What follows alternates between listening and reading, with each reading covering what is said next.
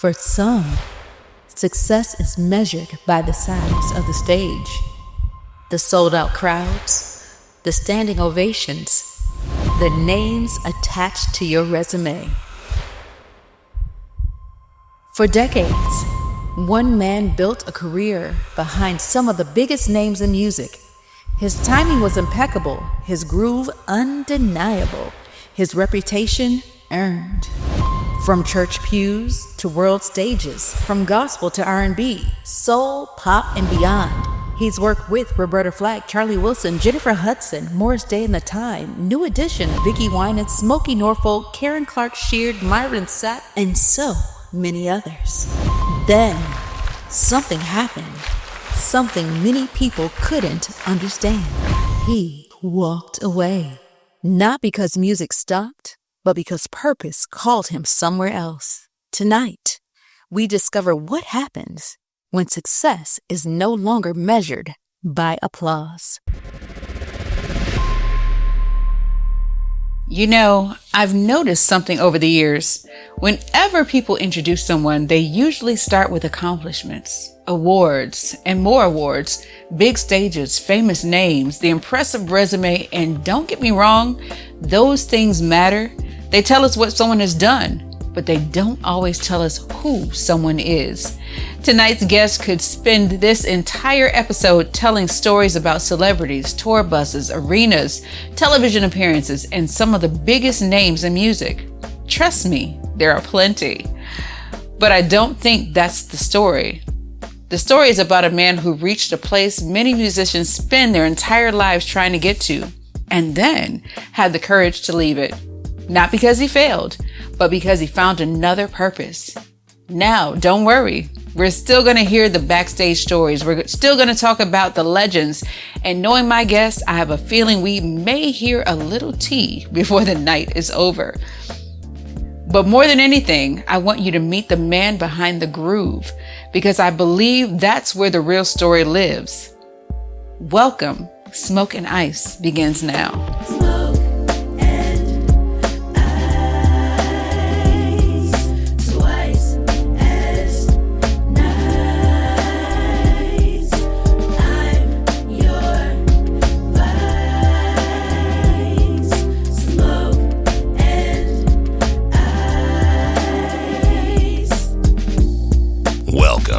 Smoke and Ice with Kelly Allen. This is the podcast where you're not only informed, but entertained. Sit back, relax, and remember, where there's smoke, there's fire, and you can't chill without ice. Now, here's your host, Kelly Allen.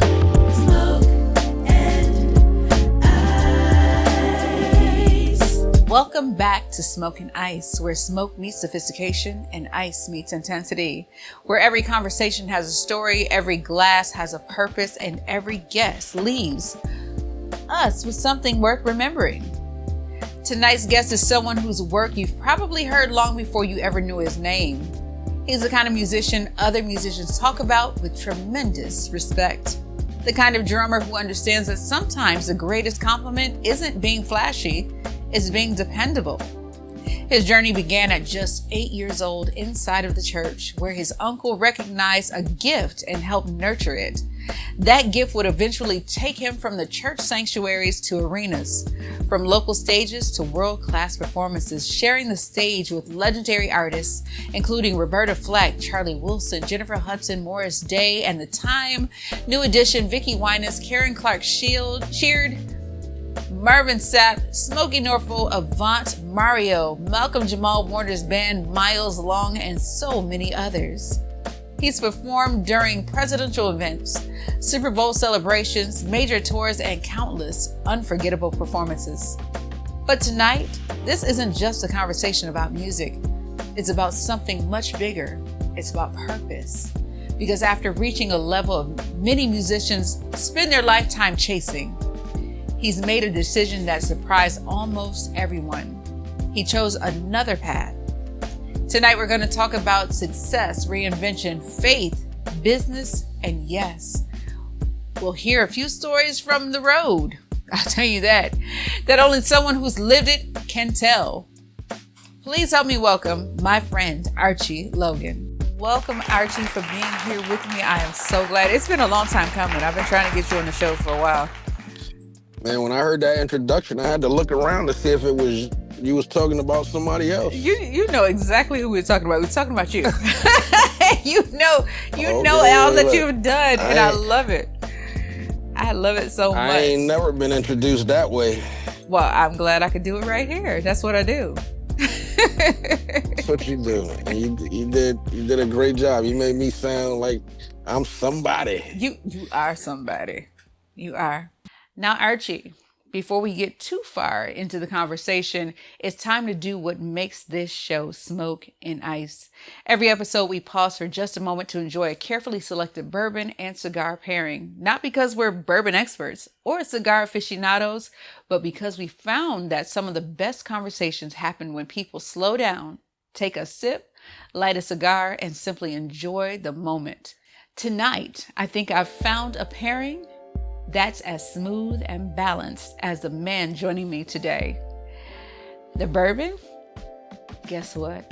Tonight we're pouring Jefferson's Reserve, known for its smooth, balanced profile.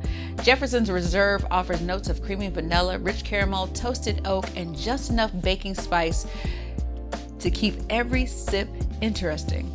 It's elegant without trying too hard, the kind of bourbon that invites conversation rather than steals it. And that's special. So let's go ahead and pour.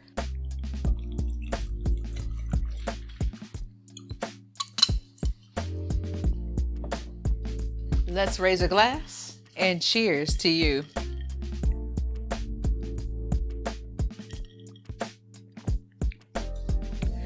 Now, this is much smoother than the Jeffersons because I think it was the beginning of last season I did Jefferson's. This is Jefferson's Reserve, higher price point, but it's smoother.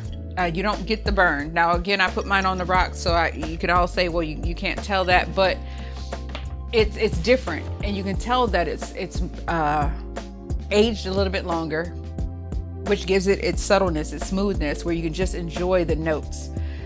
When you are picking up the glass, I do get the sweetness, the vanillas, the caramels, and that hits your palate just slightly.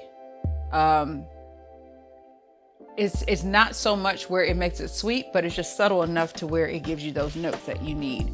And I really appreciate that in a great bourbon. So Jefferson's Reserve, I like this. I like it a lot. I love it. I love it. I love it. I'm gonna get a t-shirt that says that. But to pair today, guess what? I got the Macanudo Vanilla Bourbon Cigar. Now this one is infused, but we need to add a little bit of smoke to this ice. So let's do it. I don't care if it's infused. Some of y'all don't like infused, and that's okay. But we always want to try something different. So like I said, tonight's cigar is the Macanudo Vanilla Bourbon.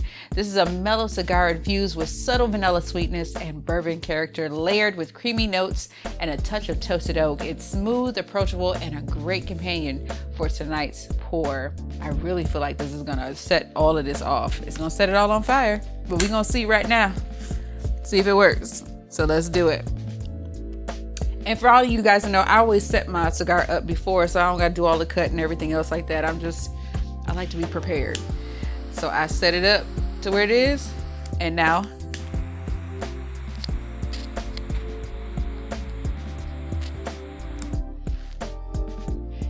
she smokes. That's why it's smoking ice. I've got to smoke at some point.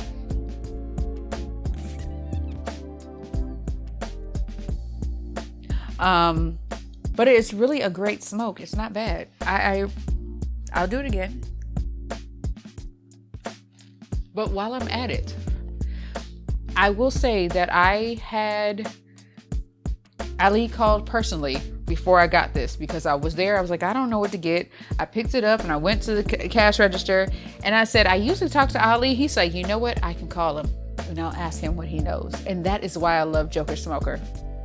Because when you can have on speed dial the owner or one of the owners of an establishment and they tell you whether it's popular, whether it's great, whether it's good, that's where I want to go. That's the type of smoke shop, the type of cigar place that I want to go to, is when I can have someone who is knowledgeable on speed dial to let me know if it's a good smoke. So thank you, Ali. Thank you, Joker Smoker. Again, somewhere right around in here will be the locations. If you are in the Triangle area, please go in there. This is a great, great space. And I love them. Thank you. Thank you. Thank you. Thank you. I'll say that again. So now that we have gotten into lighting of the cigar and the pouring of the bourbon, we'll get into my favorite part, and that is flavor science. Here's what I love about this pairing, okay? Both the bourbon and the cigar are built around many of the same flavor compounds. And that's why I said, even though I don't taste it as much in the cigar, it's still the same flavor profile. The charred oak barrels used to age the Jefferson's Reserve naturally create vanilla and caramel notes, while the Macanudo's, bourbon infusion echoes those same flavors. And so you heard me say I don't get it, but I get it. As it lingers, you feel those subtle notes on the back of your palate, where you can tell that it was infused with a little vanilla, the creaminess of the vanilla and the bourbon, and even the toasted oak, for that matter. And because of that, instead of them competing with one another, they reinforce one another. The bourbon brightens the cigar sweetness while the cigar softens the bourbon spice. It's what chefs call complementary flavor pairing. We all love those experiences. We watch, the Food Network and everything else, and they do all this stuff. Well, that's what these two do. They complement each other. Different experiences, sharing similar flavor chemistry. That's what you want. You don't want it to be the same. You want it to be a different experience, but they complement each other in the same flavor profile. So when this happens, your palate notices more complexity without either one overpowering the other. That's so important. And this is what Smoking Ice is all about. Real conversation, a bold cigar, an experience that stays with you, because when everything comes together like this, it's not just something you watch, it's something you feel. Now, the bourbon is poured, the cigar is lit, and I think we're officially ready to settle in. Let's start this amazing conversation. Smoking Ice continues next. Hi, I'm Kelly Allen. Join me each weekday from 10 a.m. to 3 p.m. for Midday Energy Rush on Positive365.net. I'll bring you all your favorite music from every genre and every decade, plus comedy and positive thoughts all in one place. Go to Positive365.net and you won't be disappointed. That's Positive365.net. We're positively different. Positively different. Positive 365. Well, let's go ahead and start this journey from the beginning. You started when you were only 8 years old. Tell us about your uncle and how he recognized your gift, and it was probably before you even understood you had that gift. How'd that work? So me and my cousins had a quartet group, and it started. My uncle had 4 boys and a girl. My aunt had a girl and a boy. My mother had a girl and a boy. So my uncle took all the boys and formed us a quartet group. I don't know how it came about. I don't know how it started. It just kind of happened. And we had this quartet group, and I was a singer at the time. I wasn't on the drums. I was a singer. Okay. How did that work out? It didn't, because I'm a drummer now, but no. My uncle saw that singing was not a gift of mine. It wasn't a talent. It wasn't nothing. And so he threw me on the drums. I was not the singer, but he was definitely our Joe Jackson, and he he made sure we did things right, and you know, I became a drummer at that point. Gotcha. So this all happened in the church, or was it just something that you did outside, or what was it? So we were all a part of the church. You know, we all went to the same church or whatever, but you know, we would sing in our church sometimes, but basically going around the city of New Haven, in Connecticut. Um, that's where we were born and raised. Okay. Okay. So So you're not a yeah. Southern boy. You're from up top. I was born and raised in New Haven, Connecticut, but I'm a country boy to my heart. I eat chitlins and pig feet and all that. Oh. So, Okay. you know, I do it all. Hey, listen, I'm a country boy. You can keep all of that. I've tried some of it, not all of it, but you know, some things are better tried and not had on a regular basis. You know, yeah, give me some chitlins with some hot sauce and vinegar, and I'm happy all day long. Nope, sorry, can't, won't, don't, ain't. But anyway, what did those early church experiences teach you that still influence your life today? How to trust God. Okay, Bottom line, trust God. gotcha.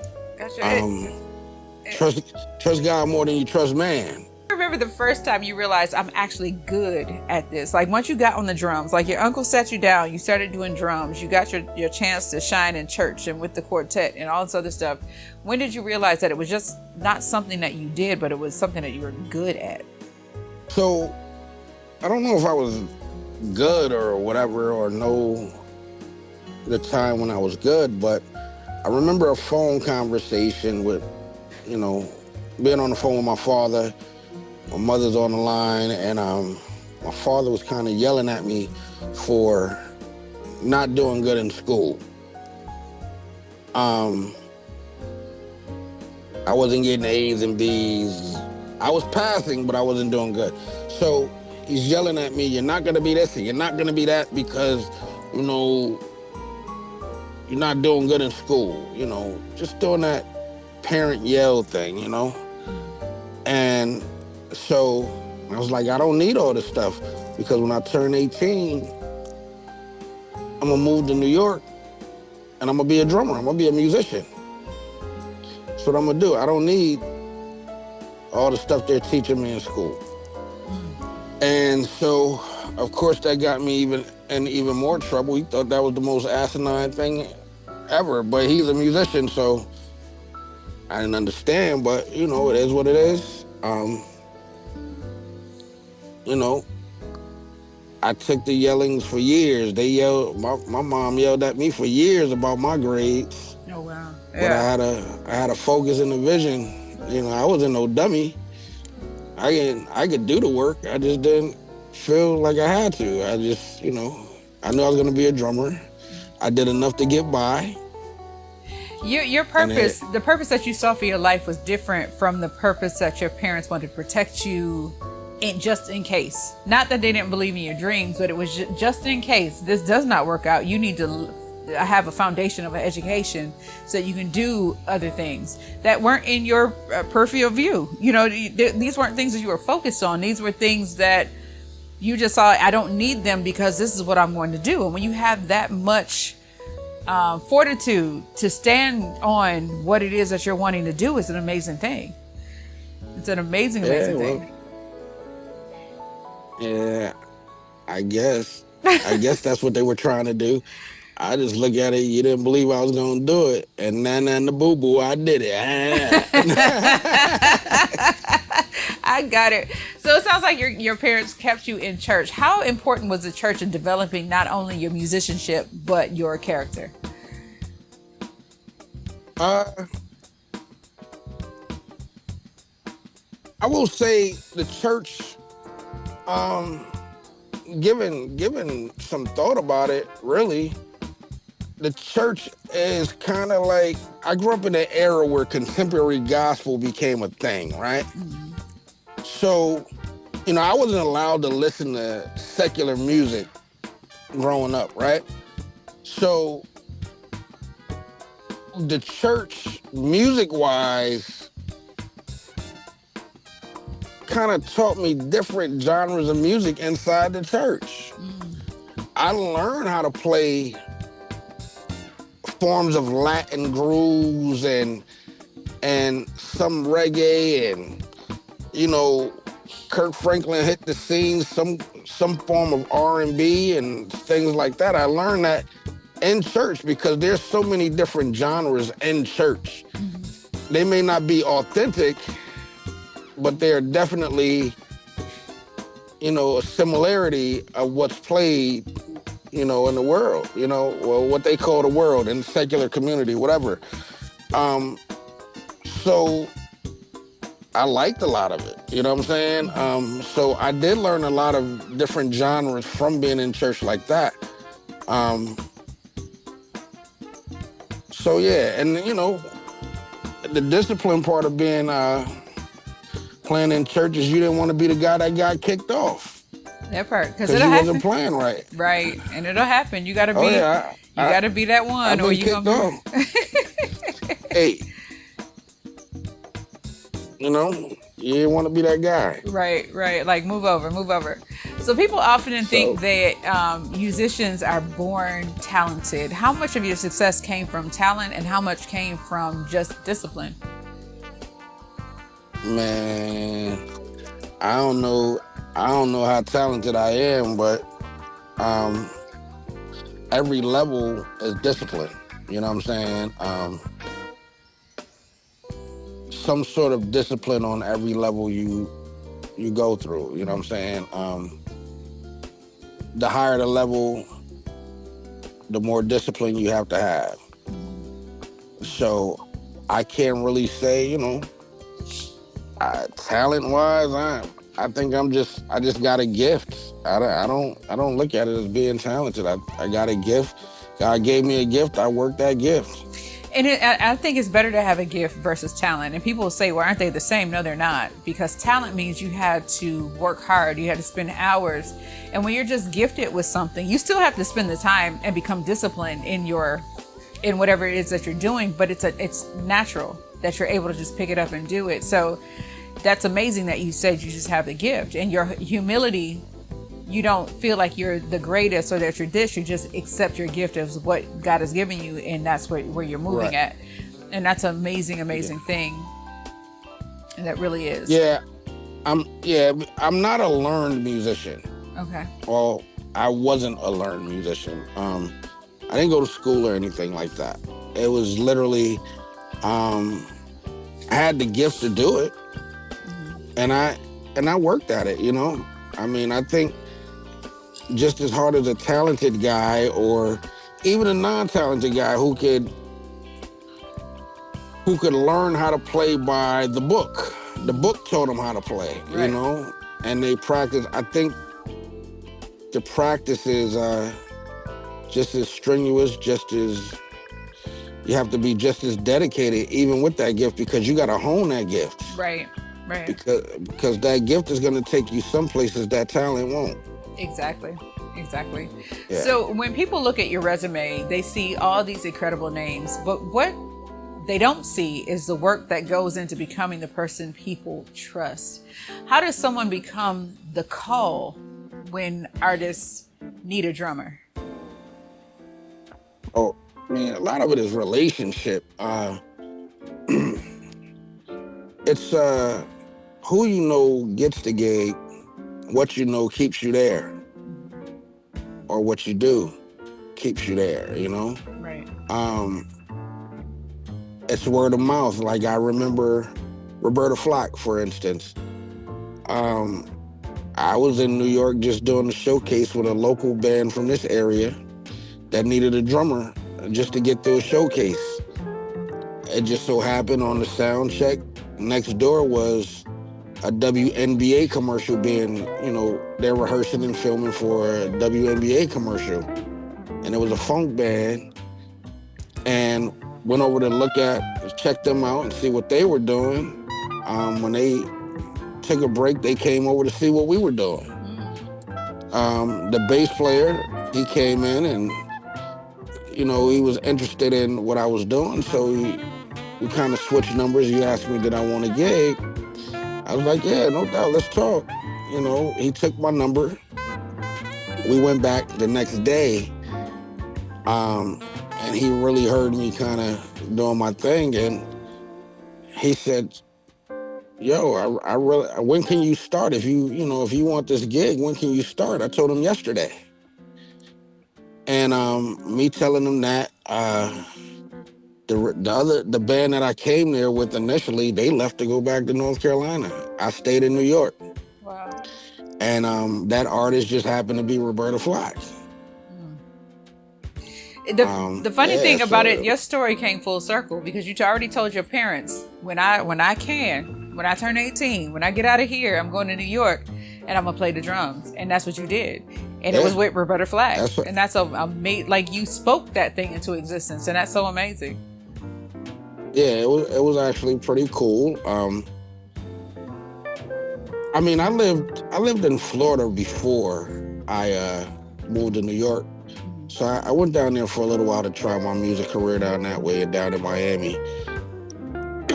It was just too hot down there. I'm not a tropical Negro. You know what I mean? You need a little bit of milder weather, huh? Yeah, I gotta have summer, fall, winter, and spring. I gotta have all of those. It just can't just be hot and hotter. Well, how many winters have you spent in New York? Because I mean, that's a different thing.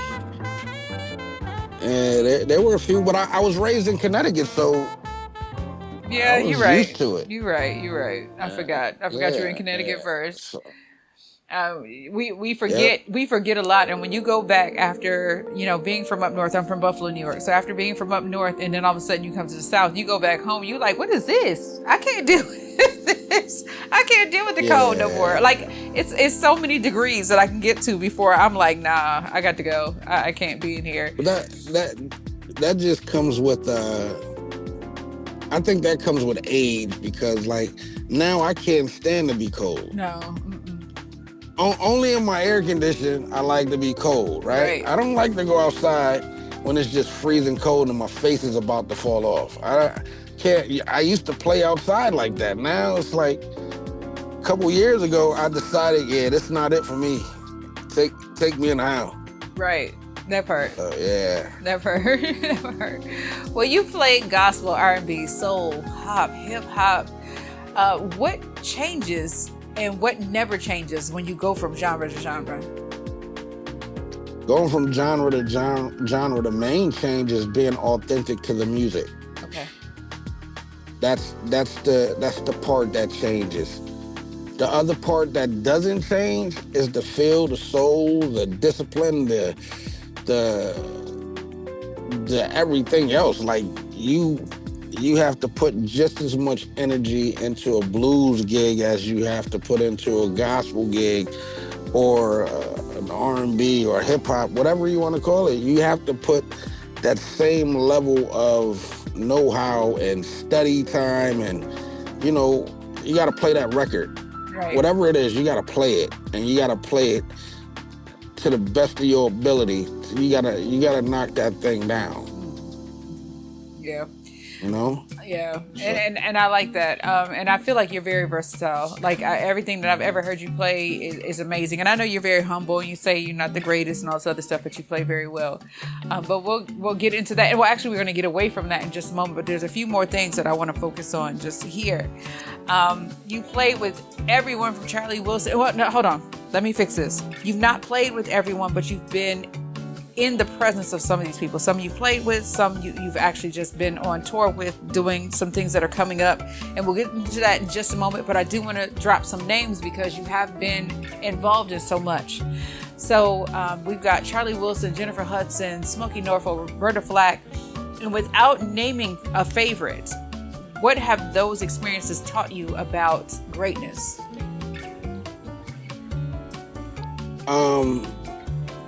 Greatness is hard work.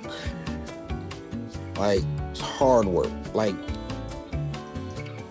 you just don't become great, you gotta put that time in. That greatness is a thing. You have to, hone in the greatness, right? You gotta fall up in that thing. You know what I mean? Excellence is what we strive for. Greatness is what we strive to be. Great is what we strive to be. But like, so here's the thing. Like when I was the music director for one of the last bands that I was the music director for, one thing I used to tell them was, don't practice to get it right. Practice till you don't get it wrong. Right. That's what I used to tell them, man. Like, don't come here to my rehearsal to learn and practice. Practice it at home. Come in here and let's put it all together. And you know, that's like the biggest thing to excellence is like making sure you got it all together. Like you crossing every T and dotting every I, or dotting every T and crossing every I. You know, however you want to put it. Right. Right. So yeah, that's the thing. Right. And I see that in a lot of the artists that I've been around, some of the artists that I played for, some that I just, maybe they were on the show before me. Right. They were on the stage before me or after me or whatever it is. Maybe we opened up for them or something. But I always saw a level of excellence and greatness in a lot of these artists. Right. So there's a quote that bass players often say about you, and it's amazing that Archie is a bass player's best friend. What does that mean to you? that they like me a little bit. It's more than that, because listen, if that drummer got to put you in the pocket, so you've got to have something, for that bass player to have to feel something, to have that rhythm, that groove, to either stay there or because you control where the bass player goes as a drummer.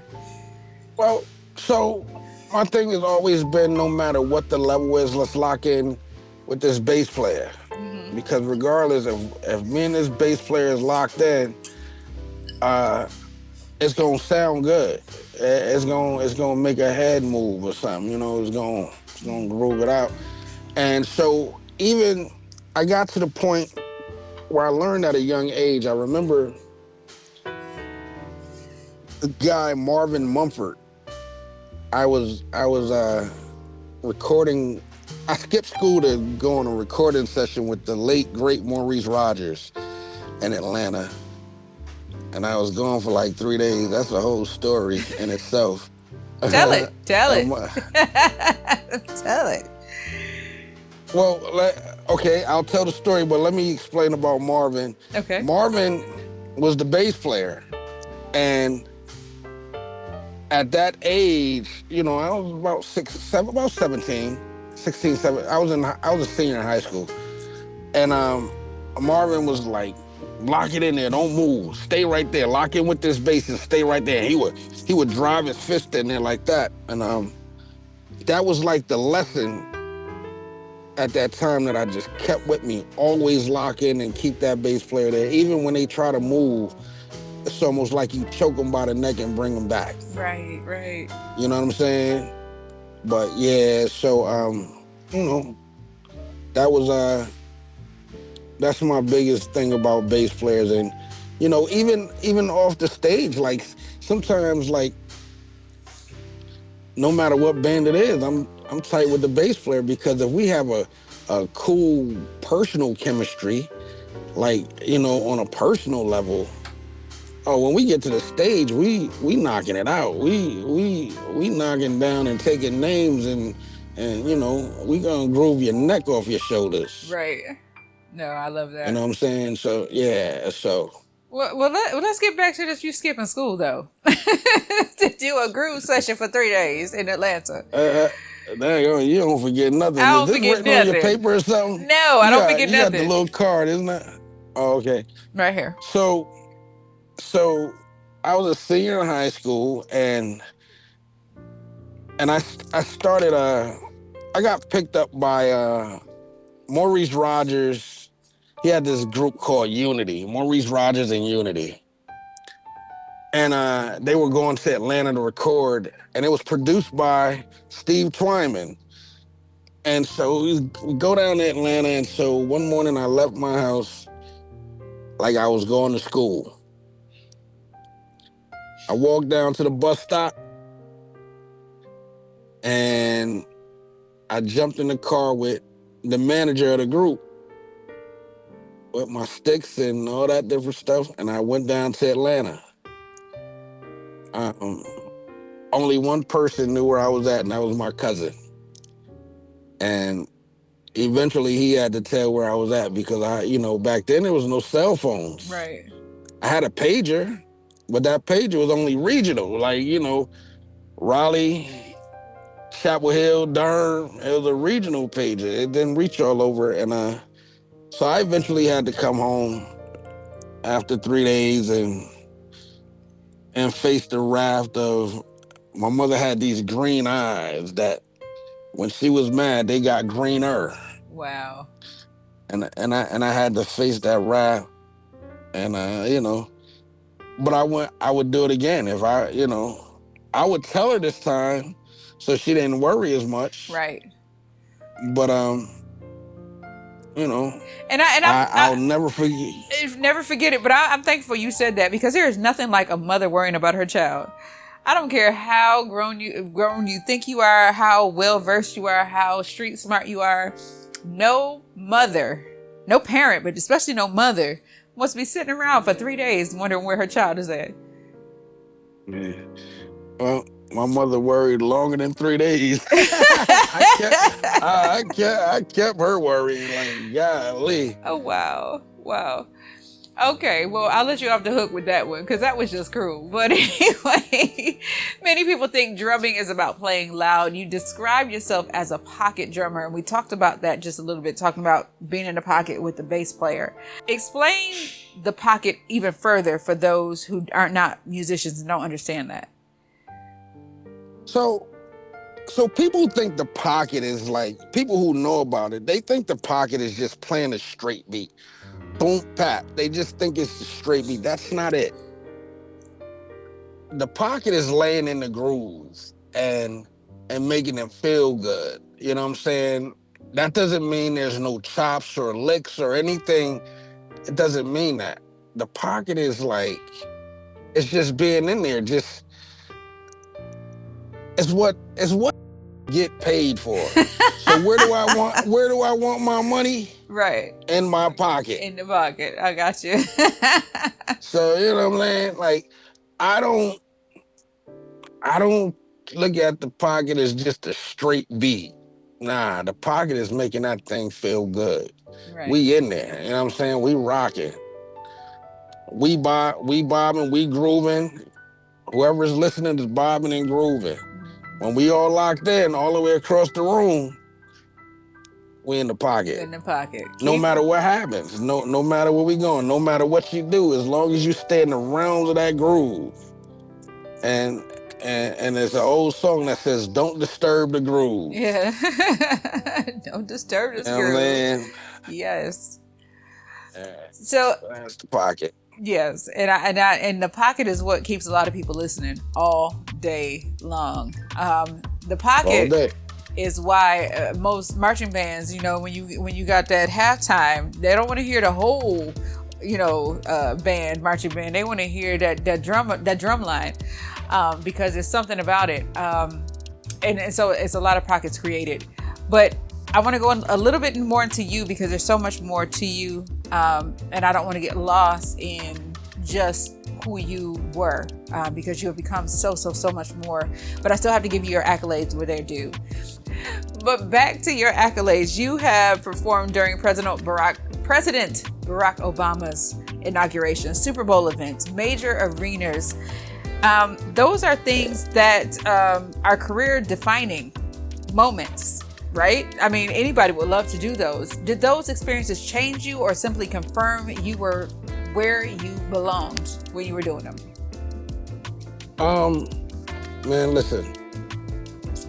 I was just grateful to be there, I remember being in DC and it's 100 below zero and rainy outside and like all these people, man, and I mean it was just cold and like, but I was just happy to be there. I was so inspired. First of all, he was, first black president. Man, this is history making, man. I can't believe I'm in the midst of this thing, man. And if you remember, after inauguration, Michelle, the receptions afterwards and all that. If you remember, Michelle and President Obama, excuse me, they danced to At Last by Etta James. Right. I was the drummer that was playing while they danced to At Last by Etta James. Wow. I remember shaking his hand and it's being like, I have the picture. Like, if I didn't have the picture, I couldn't believe I was there. Like this dude is like history. Like, they still talking junk about him now and he been gone. Right. Well, great people are always talked about far after they're gone. And that's because you created such an important impact on whatever it was that you did, that people always, whether it's good or bad, will have your name in their mouths. And that just means that you did something. You did something so good that either they can't stand you for it or that you inspired them because of it. And so that's with anything. And people are always going to talk. But why are they talking? Because you did something right. Yeah, so, I mean, I'm grateful to God for that, for my opportunities. My most memorable Super Bowl party is actually, I was right there near the field, not far from it, when it was Janet Jackson and Justin Timberlake and the wardrobe malfunction thing. Right. So, yeah. So that was your favorite part. I got to see live and in person what every man wants to see. Janet Jackson's left. I got you. The left one is but that was memorable. I think it was memorable for a lot of people. Yeah, you're dang right. It was memorable. So I want to come away from where you were, and I want to start to move forward into where you are now. And so this is where your story takes a turn, and this fascinates me so much. Many musicians spend their lives trying to reach the level that you've reached, grace the stages that you've reached, meet the people that you've reached. But you did something that many people wouldn't expect. You walked away. So what led you to make that decision? The pandemic. Ultimately, the pandemic. A couple other things played a part in it, but mainly the pandemic. In 2019, starts back in 2019, I lost a child, and it was a tough time in life, right? So, like, I buried my kid on one day, and the next day I was on stage. So I ran the entire year. I was on the road playing the entire year, not taking time to grieve or anything like that. Just kind of keeping myself busy. And then the pandemic hits. Right. The pandemic happens. I'm a hustler, so I'm worried about where's the money gonna come from and all different things like that. And, so I even started a meat company, because I had to make a living some kind of way, because music is all I did since I graduated high school. Right.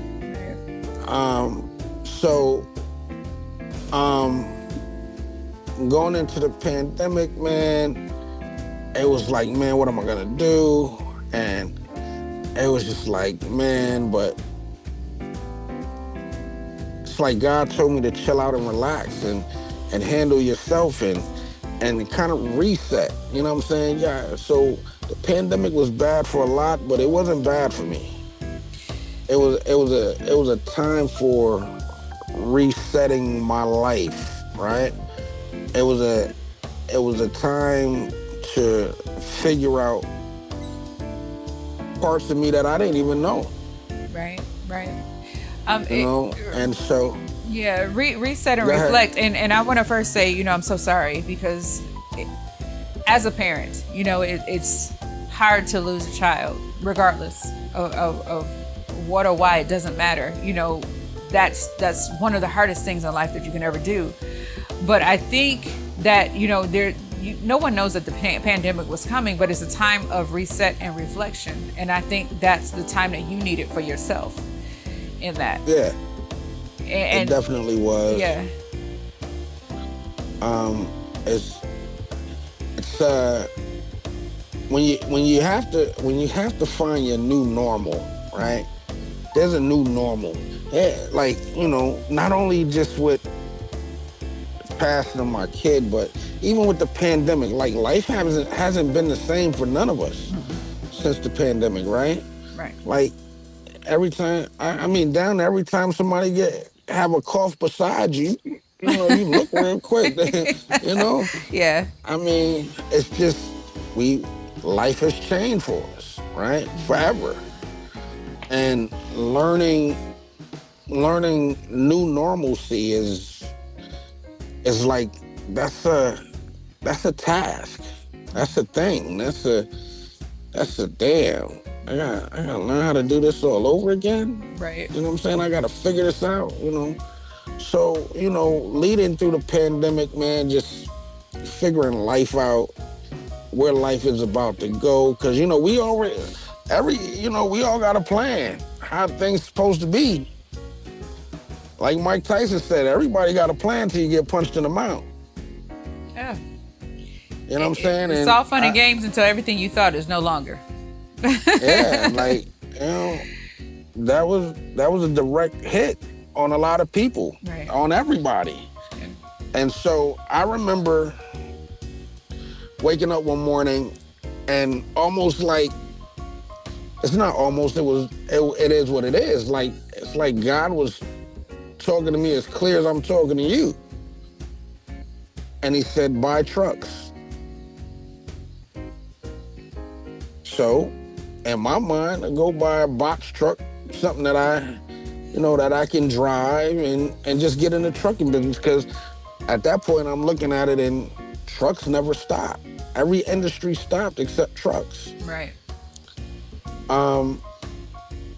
So God said, go bigger. And it wasn't bigger. I was thinking a 26-foot box truck. I'm looking at 12, 16s, and 24-foot box trucks. So when he said go bigger, I'm thinking 26-foot. Let me go with the big dog. Nah. God said big. So semi-trucks became a thing. So I started looking at it and I bought trucks. I bought a truck. I bought a semi-truck with a trailer. And I couldn't drive it. Didn't know nothing about a trucking industry, know nothing. So I hired drivers to drive for me. And so it was, I was making some of my money. So I said, well, let me go get another truck. Let me go and get this truck over here from Penske. Let me lease a truck and see what I can make happen. And so, I lived like that for a while. And then I had to end up learning how to drive the truck myself. So I went to school, got my CDLs. The world is still closed for the most part. So, it was a period where I wasn't working, playing nowhere after the world opened up. So I took that time and went to trucking school. And I think around that time too, weren't you still with the Who's Bad? No, I am a former member of, I was actually the music director for Who's Bad. Okay. I met some good friends. I had good times in Who's Bad, so I did it sober. And I'll be honest, like, God told me to leave Who's Bad a long time before I left them. So me leaving there was not a painful thing. I just, you know, I just let a part of my life go, you know? Right, right. And so it sounds like it wasn't hard for you to let go of that part of your identity. No. Because I feel like I was suckered into letting it be a part of my identity, in all honesty. Wow. Okay. Because I'm not that that's not my situation. And I've always been a person, yeah, I could play with whatever artist and whatever band, whoever it is, but I'm still Archie Logan. I never wanted to be Archie Logan, drummer for this person, or Archie Logan, the drummer for this person. No, at the end of the day, I'm Archie Logan. I'm who I am. Right, but you left Archie Logan, the drummer, behind completely. So do you feel like people felt like you were crazy for doing that? Absolutely. My friends told me I was a nutcase. Wow. Okay. I get that, but I mean, when I finally found out you weren't, I didn't feel like you were crazy because your purpose is your purpose. But I was like, what? When you know that someone has a gift and it's something that you expect to hear, you expect to see them doing, it's really weird to see them not doing it. Right? Yeah, well, that's the box people put you in, right? Yeah, you're right. Because that's what they see you as. Like, I was told I was dumb for not continuing to be a drummer, right? I was, you know, like good friends told me that. But I got into it, and once I learned how to drive a truck, man, this is how real God is, right? I was actually December 31st, 2021. I had gotten my CDL license, my Class A license in June of 21. And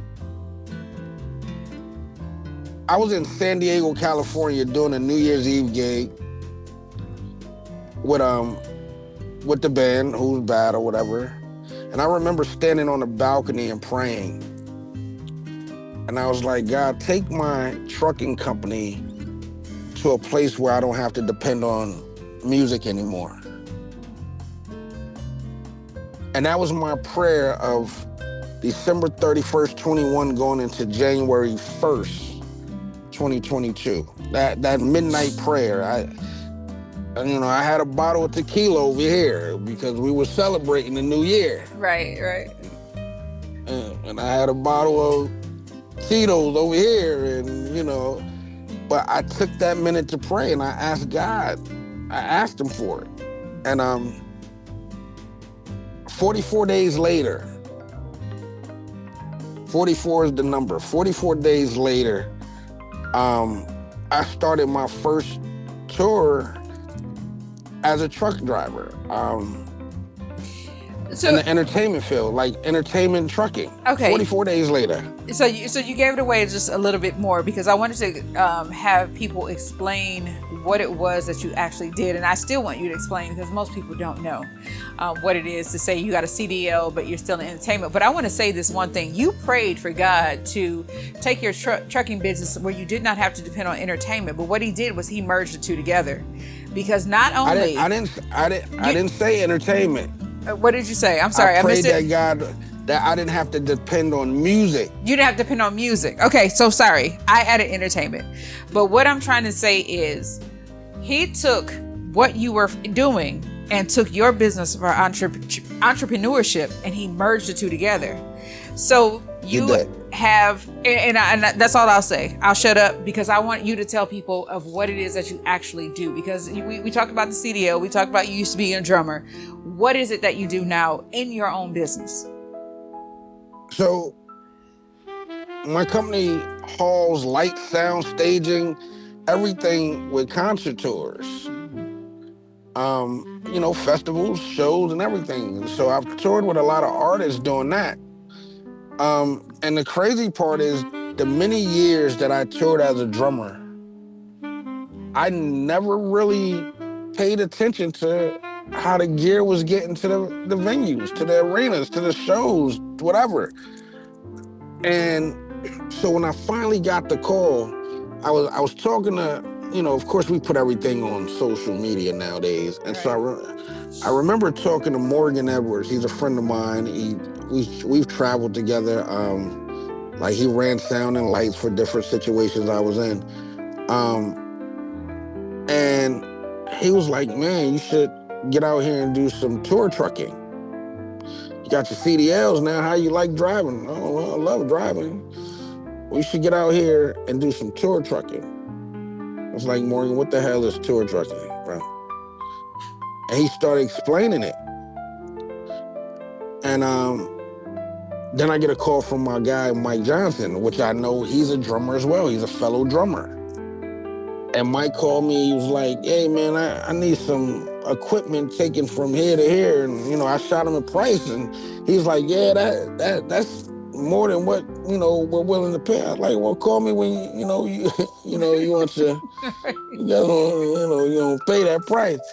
So he's like, all right, bro, whatever. 2 days later, he calls and he says, I want you to come out as just a driver. That's basically leaving my trucks behind and coming out as a driver. So I told him, I said, let me be able to see if I can get somebody to jump in my truck. And I was willing to do that, just like take that leap and say, yeah, I'm gonna run my business, General Freight, but I'm gonna go drive over here to see what this is over here that they talking about. You know what I'm saying? And that was my first tour. Like 3 days later, I was in Georgia getting ready to start my first tour with New Edition. Right. And it was just like, oh, and from that point on, at this point, I believe I've toured with more artists inside this truck that I'm sitting in here right now. I've toured with more artists right now almost than I did as my career as a drummer. I don't come off the road. As a drummer, I come home for 3-4 months, play at church, something. But this, I don't even get to come home. Well, that can't be good that can't be good for a relationship now. Don't nobody see you. Listen, love don't pay my bills, right? Oh, okay. Let's just, no. You gotta have somebody who's understanding. Yes. Right? Yes. Because, and that's the difficult part, is to find understanding. This is like as a drummer, like I said, I would come home every now and again.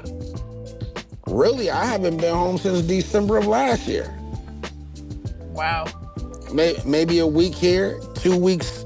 I was home for 2 weeks before I started this tour I'm on right now. I was home for about 2 weeks.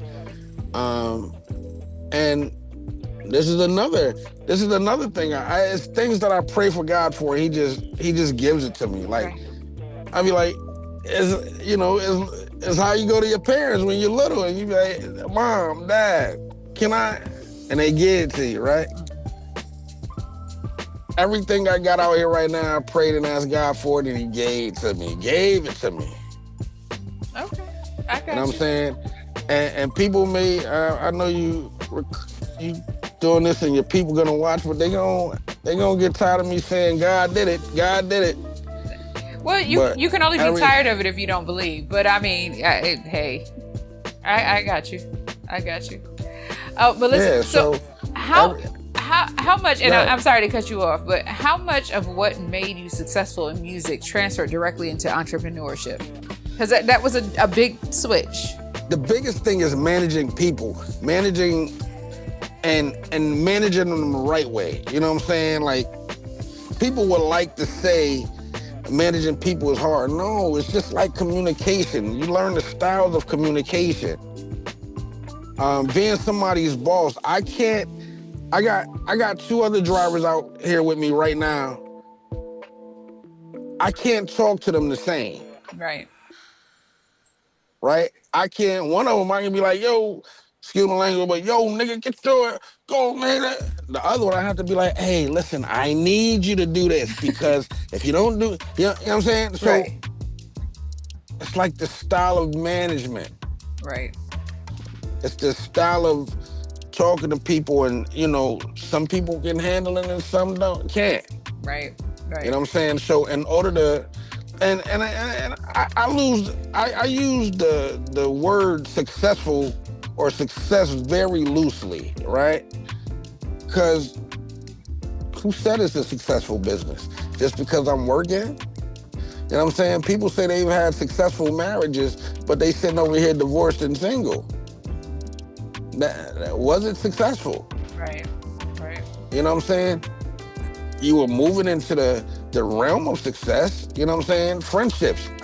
Man, we had an amazing, successful business partnership, but your company is closed down. You know what I'm saying? You were living in success, but were you successful? Right. So I use success, being a success very loosely, but I think I'm living in a good place out here doing what I'm doing now. So I'm not gonna jinx myself and call it successful. No, and your humility will take you far places because you know that there's still room for you to grow, still room for you to be better, and I like that. Absolutely. And that will continue to make you grow. I think the point where people think that they've arrived and they're the best out there and can't nobody supersede them and all this other stuff, that's when they fall because you set yourself high above where you actually are. And it causes you to misstep. It causes you to misstep and it causes you to fall. You miss you miss a step, you fall down the stairs, right? Well, that's what happens with people that get too big in the mind. They miss a step and they fall down. And then they have to try and figure out how to get back up. And it's an eye-awakening moment, but not everybody has to go through that. And you are one of those people. You don't have to go through it because you exhibit humility through the whole thing to say that I'm blessed for what I have and that I'm continuing to be open to learn new things and to hear what it is and the next step that I'm supposed to take. And those will keep you where your business will become bigger and bigger. And you'll still say, I'm not this, I'm not that because of humility. And I like that. I like that. Well, my thing is, I'm a mess up. Like, you know what I'm saying? Like, Right. Hey, out here, I'm a mess up, but I ain't gonna make that same mistake twice. That part. You know what I'm saying? I'm not gonna do it twice. You know what I'm saying? Yeah. So. Yeah. So what has owning your own business given you that performing never could? Money. I hear that. They talk about starving artists. I get it. And everybody's not starving, but you do get. I mean, I wasn't starving as a drummer. Now, don't get it twisted. No. I didn't say you were. I didn't say you were. I'm just saying. But I'm eating the big steak. I'm eating the Wagyu steak now. You know what I'm saying? Right. Okay. God is good all the time. All the time. And God all is the time. good. Amen. Hallelujah. So what is the biggest lesson since becoming a business owner? What's the biggest lesson you've learned? When your passion goes, it's hard to deal with the BS from other people. And so at the loss of my kid, I lost passion for the music thing. Like I lost passion for the game. And my creativity, I was a real creative person. And my creativity was it suffered, right? It was a thing where I would sit at the table to arrange a show, and I couldn't do it. And I had to ask God, like, bring it back just for a little bit. Even if you just bring it back for a little bit, I need to get through this. I need to create this. Could you, God, just bring it back for a little while? Right. So he brought the creativity back, but the passion never came back. So, when I finally walked away I walked away, and I didn't care no more when like a cat I call my brother was so disloyal to me, and I was just like, you know what? It's really time for me to get out this game, because if I don't get out this game, I'm probably gonna hurt somebody really, really bad. And and that's what it was to me, a game. I'm not a fake person, so I don't deal with fake people really well. And so that was one of the main things that made me step away and be like, I'm gonna watch from the outside. I'm gonna watch y'all do this from the outside, because like gotta let me watch your fall. You know what I'm saying? Like, you'll come up against me, but gotta do me a favor and let me watch you fall. Right. You know? And so that's one of the things, you know, is having like heartbreak from my kid to being shocked by, you know, people you call your brother, to do you dirty. It'll make you change the way you walk. It'll change the way, the path you decide to take. It'll change all of that. And then sometimes, and in my book, when you read my book, it actually worked out in my favor. Right. You know what I'm saying? And so I'm grateful to God, because when you hated me quietly, all you was doing was pushing me to the next level. Right. Right. And I haven't looked back since, you know? So, you know, that's pretty much it. Yeah. And it happens. It's unfortunate, but sometimes it happens. And I stick to this. There are some people for a season, and there are some people for a lifetime. Meaning you've got seasonal people and you got purposeful people. You have to put your time and your energy in your purpose. When you put time and energy in an assignment, you'll get lost, and you'll waste and you'll miss time. And we don't want to do that. We definitely want to do that. So, and I want other people not to lose time. So if there's someone watching tonight that wants to become an entrepreneur, what is one mistake they should avoid? The biggest mistake is thinking you know it all. That's the biggest mistake, is thinking you know it all. You gotta sit your ass down and listen. Stop for a minute, listen, learn it, pay attention to it, then grow. You understand what I'm saying? Learn this thing. You don't know it. You're not coming in here knowing it already. You understand what I'm saying? Yeah. Like, figure this thing out, step by step. Like, don't be scared to fall. I ain't say fail. Don't be scared to fall. Because you're not, as long as you're not scared to fall and you get back up, you ain't gonna fail. And you know what? That's so much, because the next thing that I was going to say is one of my favorite quotes that's associated with so many people out there, whether it be in the in any industry, but it's in the acquisition of wisdom. First comes silence, second listening, third memory, fourth practice, and fifth teaching. And you've touched on that, but what does that mean to you when I say that? First, you got to be silent in order to listen. All right? When you're listening, you put it to your memory. Put it to your memory, and you learn everything about what you remember, what's in your mind. But it all starts with silence. You can't talk and listen at the same time. Right. You can't talk and memorize this at the same time. You ain't gonna learn while talking. Right. Right? Once you get all that down and you learn, now you show somebody else how to do it. And and that comes like, with being in front, being a leader. Like, if you're gonna grow, you're gonna have somebody, you're gonna have to teach somebody. It's like that pyramid.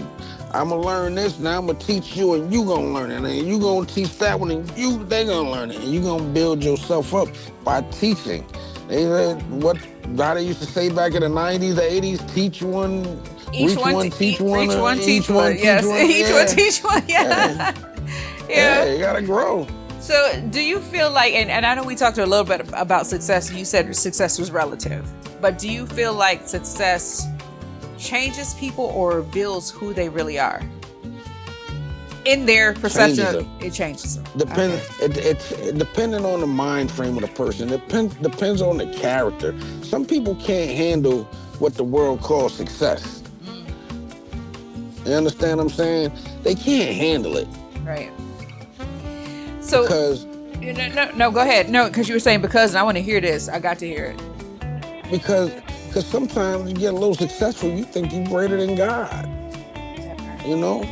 And a lot, they can't be touched. Like, come on, bro. Success is just something that happened to you. Like, tomorrow that shit could be over. Yeah, definitely. You know what I'm saying? At any given moment, everything you have could be gone. And in the blinking of an eye, everything you have can be gone. You live a life of was, right? Nobody wants to be the has-been. So you got to keep going. So when your career is over, with all that you said, and taking success off the table, because again, we've established success is relative.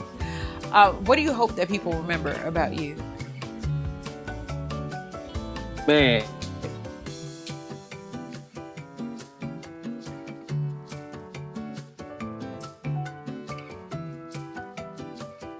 First of all, I would hope people. I would hope, like when you're born, you got the number born, and then it's a dash, and then you got the duck date.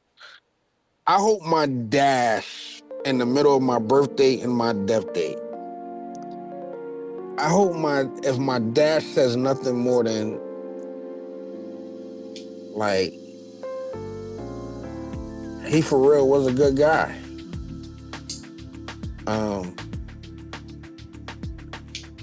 He didn't pull no punches. He was real. He didn't screw me over. He was an asshole, but he wasn't the whole ass.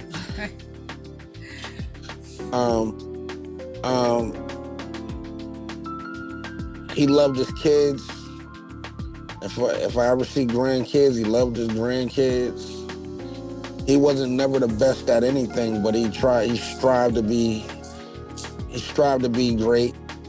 But he may not have been the best, but he tried to be. He tried his best to be the best, even though he might not have been the best. And all in all, he lived a life hoping to be pleasing to God in God's sight. Right. So I've got one more deep question for you before we go into my favorite part of the show. But if you had the chance to sit down with 8-year-old self, what do you think your 8-year-old self would say to you?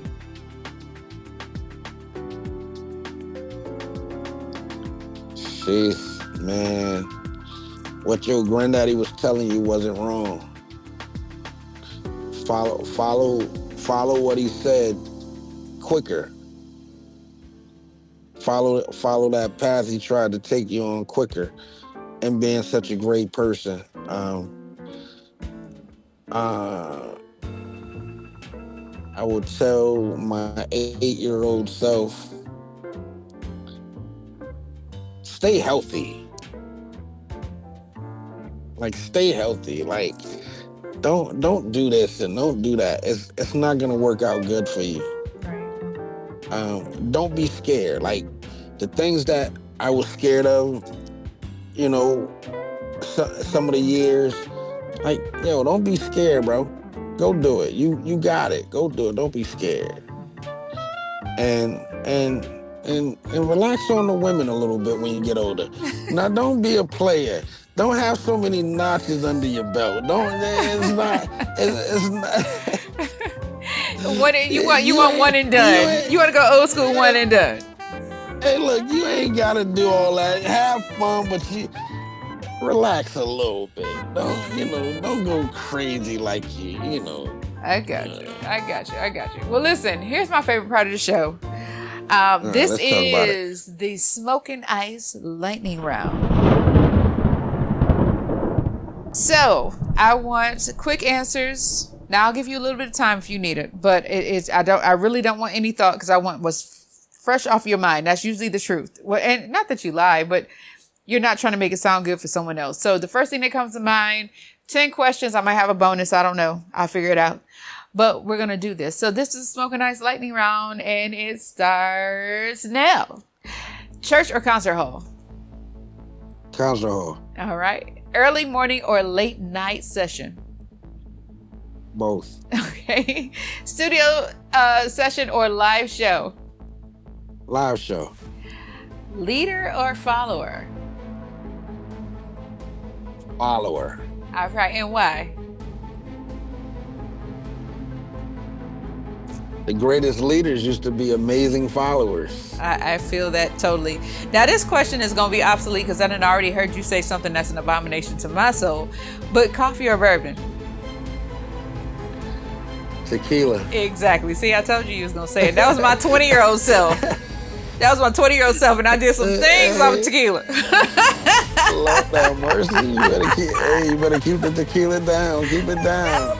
We can't do tequila no more. I'm strictly a bourbon girl. But anyway, your favorite cheat meal?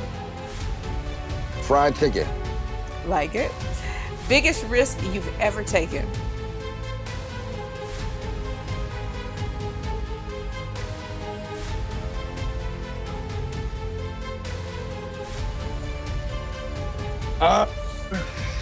Waking up this morning. Yeah, okay. And that's different than what I thought. So why is waking up the biggest risk?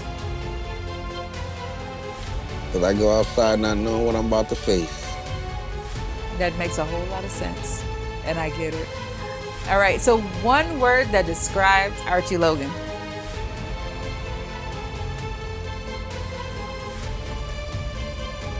Archie Logan.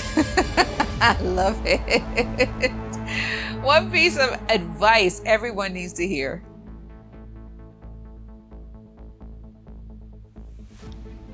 Trust God. Don't stop. Trust God. He got you. I like it. He got you. Thank you so much for participating in the lightning round. Archie, tonight wasn't simply about music, and that's what I appreciate about it, because so many people think, oh, well, you're a drummer, you're this, but you're so many more things. And what you talked to us about was about growth. It was about understanding that success isn't always climbing another mountain. Sometimes it's having the courage to climb a different one, because you completely changed the game. You went from one thing to the other, and that was so amazing for me. Thank you for sharing your journey, your wisdom, and your heart with us. It meant so much to me, and I'm so thankful that you were here with me tonight. If tonight's conversation inspired you, make sure you subscribe, like, and share this episode with someone who's standing at the crossroads of purpose and possibility, because if you don't, I can't be here, and I love being here with you. Remember, sometimes the greatest rhythm you'll ever discover isn't the one you play, it's the one you build with your life. Until next time, I'm Kelly Allen. Let's spark something real. Smoke and ice, twice as nice. I'm your vice. Smoke and ice. We hope you've enjoyed Smoke and Ice with Kelly Allen. Make sure you share, like, and subscribe. Tell a friend so they too can be informed and entertained. entertained. For more information about the show, go to smokeandice.net.